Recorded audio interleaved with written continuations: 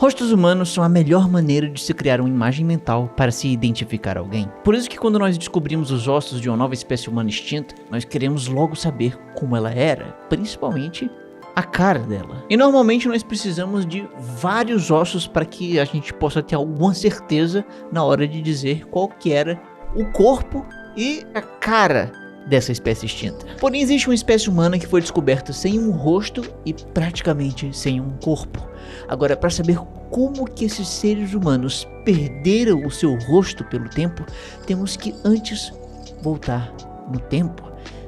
Mas não tanto. Vamos voltar um pouco menos de um século para o passado. Em 1931, uma expedição foi feita para a Indonésia, especificamente bem aqui, na ilha de Java, próximo ao rio Solo. Por ali foi encontrado isso aqui. Estes são pedaços de um crânio. E vendo que poderia render mais descobertas, eles continuaram a cavar no mesmo lugar durante os 2 anos seguintes. E aí eles descobriram mais 2 crânios. E depois mais outros. E depois mais. E mais, e mais, e mais. Até chegar a um ponto que eles tinham descoberto crânios equivalentes a 12 indivíduos. E ainda descobriram mais algumas tíbias. E olha, é raro já você encontrar ossos de um indivíduo fossilizado.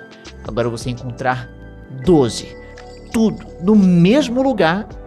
Realmente isso é impressionante. Isso foi basicamente como ganhar na loteria da paleoantropologia. Agora o problema é que a paleoantropologia estava ainda engateando quase há um século atrás, e não havia conhecimento suficiente para saber o que exatamente eles estavam lidando aqui. Na época, um dos líderes da expedição disse que parecia que eles estavam lidando com ossos de neandertais, mas esses indivíduos foram classificados como Homo soloenses, uma então nova espécie humana com um nome em homenagem ao rio Solo ali perto. Porém, nesses anos seguintes, alguns outros estudiosos disseram que esses ossos, na verdade, se tratavam apenas de Homo sapiens pré-históricos.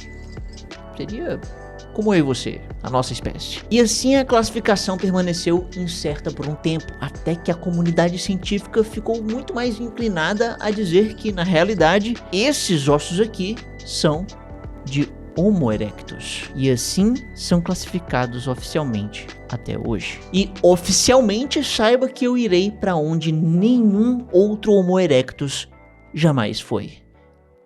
Eu vou para a Islândia. Sim, e você pode ir comigo também para a Islândia, porque nós estamos formando uma excursão exclusiva para junho do ano que vem, em parceria com uma agência de viagens. Vamos ver de perto glaciares, geysers, vulcões, entrar em tubos de lava inativos, conhecer o encontro de placas tectônicas, visitar um data center, uma usina geotérmica e descobrir como capturar CO2 do ar e aprisioná-lo no solo, além de, claro, tomar banho em águas termais naturais. E tudo isso vai estar num pacote que inclui basicamente tudo para uma boa viagem com 0 dor de cabeça. Mas o que eu diria que torna essa viagem realmente muito especial é que não vai ser apenas um grupo de turismo qualquer. Vamos ter bastante tempo e foco dedicados a aproveitar o lado científico e educativo dessa experiência inesquecível que vamos ter juntos. Além disso, vamos gravar uma série de vídeos muito especiais e, claro, se você quiser participar deles, você pode durante a viagem. Então, se você tiver meios e tiver interesse, não perca tempo e dê uma olhada aqui no primeiro link na descrição ou no QR Code aqui na tela, para ter uma experiência completamente única. Vamos juntos, então, à Expedição Islândia. Gelo, fogo e silício. Vamos nos conhecer cara a cara, já que nós, assim como o Homo erectus, temos rostos. Pois é, graças a muitos ossos de Homo erectus espalhados por aí, nós podemos reconstruir um corpo e um rosto dessa espécie. Pois é, os Homo erectus podem ser vistos como, de longe, a espécie humana mais bem-sucedida da história. Enquanto que, por exemplo, nós, sapiens, existimos durante cerca de uns 300 mil anos, os erectus passaram pelo menos 1,5 milhão de anos andando por aí. Isso é pelo menos 5 vezes mais tempo do que nós, sapiens, tivemos aqui na Terra. E é claro que durante todo esse tempo, os erectus acabaram deixando muitos ossos fossilizados espalhados por aí, e a gente, aqui do presente, pode analisar e atribuir rostos para eles. Pois é, e quanto mais ossos, principalmente os do crânio, mais fácil fica pra gente conseguir atribuir um rosto para eles. Isso tudo aqui facilita muito. Então, se a gente descobrir poucos ossos, não só a gente põe em dúvida o rosto daquele possível hominídeo, mas talvez comece até a questionar a própria existência de uma nova espécie. Agora, o que eu quero dizer com isso exatamente? Bom, para deixar claro, vamos fazer agora um exercício mental. Vamos imaginar que você está participando de uma expedição hipotética, na qual você é o líder. E essa expedição hipotética está indo para uma caverna imaginária. E aqui nessa caverna imaginária você descobriu isso aqui. Esse é um pedacinho de um osso do mindinho. E ok, tudo bem, isso aqui realmente parece pouco, uma coisinha de nada. E realmente, por si só, isso pode não significar nada de tão especial.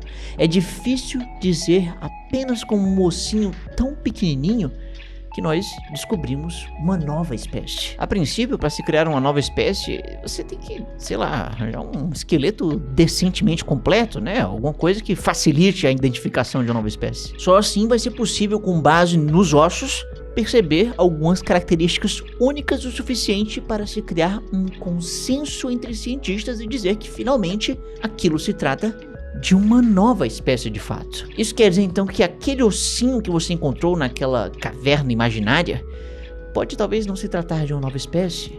Pode ser que, sei lá, esse aqui pode ser um ossinho de, sei lá, uma espécie que a gente já conhece, Homo sapiens, talvez um Neandertal. A princípio, com uma coisinha desse tamanho, não daria pra dizer tanta coisa.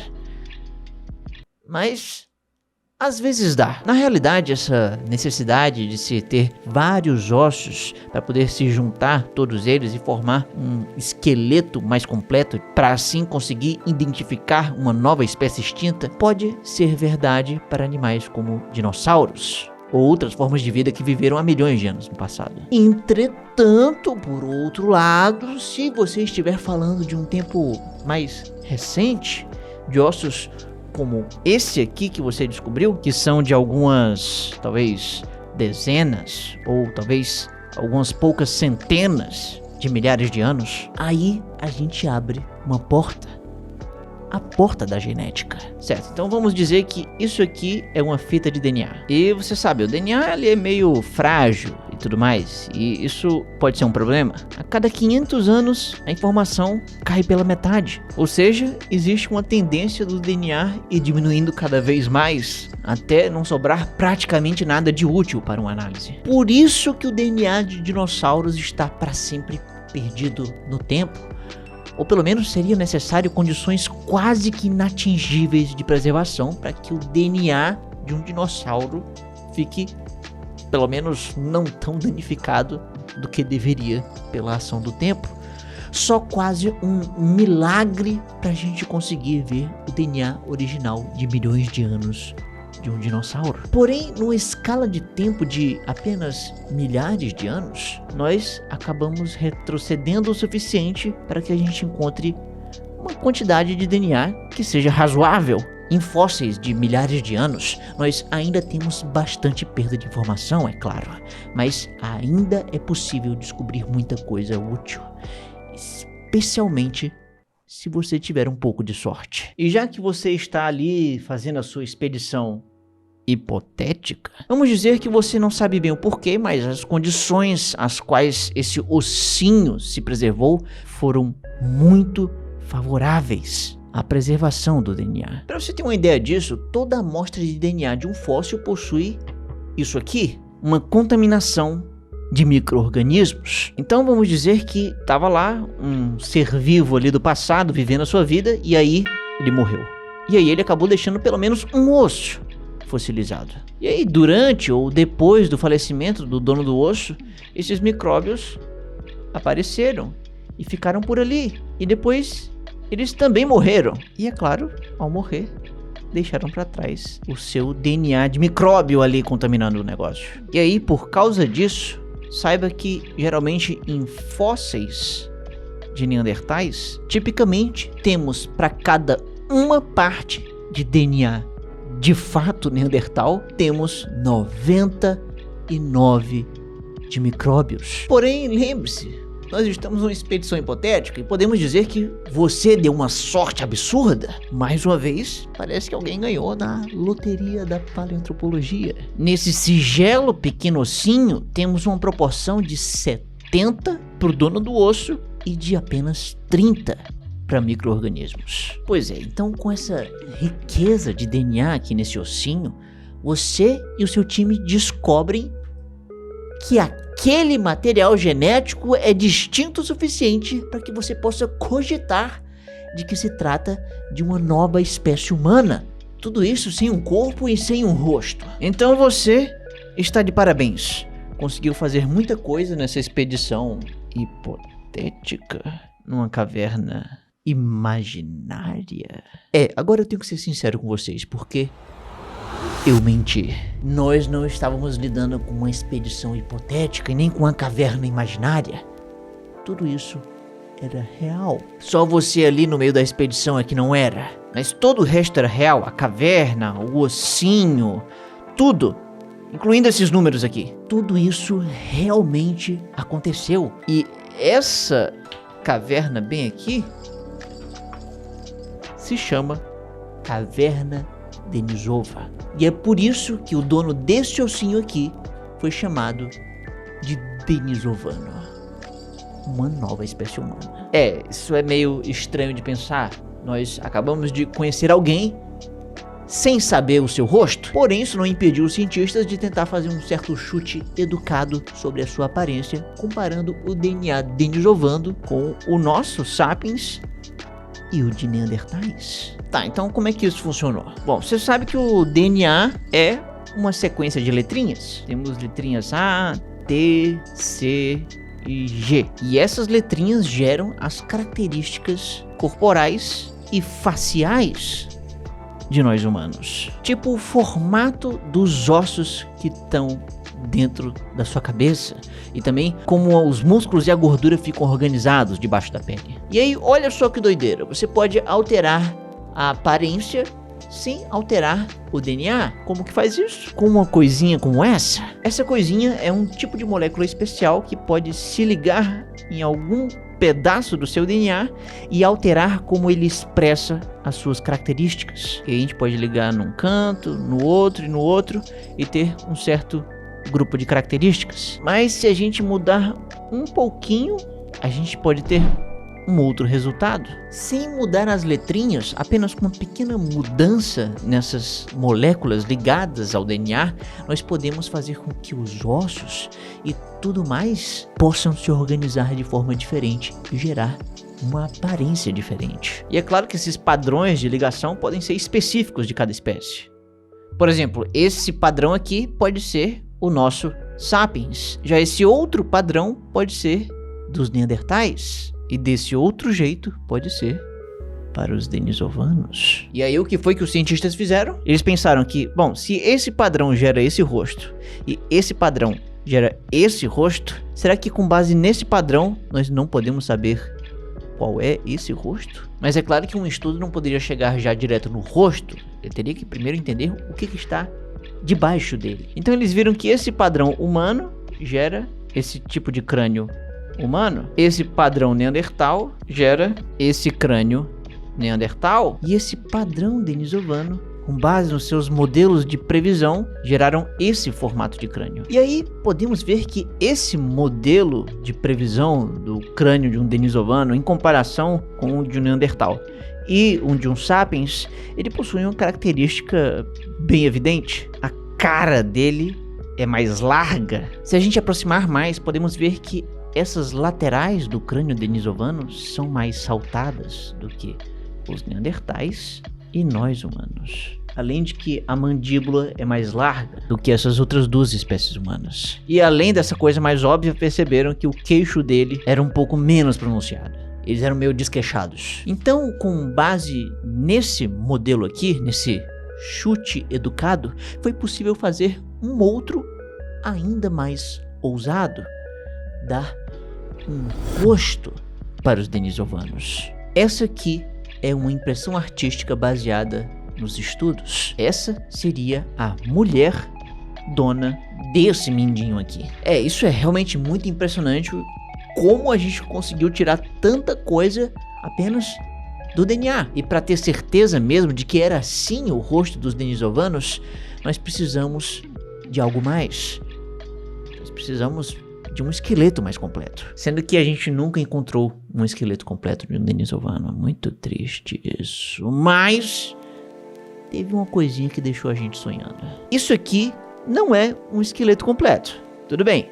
Mas essa aqui é uma mandíbula de um denisovano. Foi encontrada numa caverna no Tibete. E isso aqui foi encontrado depois dessa imagem ter sido feita. E isso foi, digamos, bem interessante, porque agora seria possível ver se algumas previsões desse modelo, desse crânio aqui, realmente estavam certas, porque afinal de contas agora nós temos uma mandíbula de verdade para comparar. E olha só, essa mandíbula aqui realmente era até bem parecida com a que encontraram. Muitas das previsões feitas aqui, então, se provaram corretas. Tá ficando interessante, tá começando a ter mais certeza de um negócio aqui.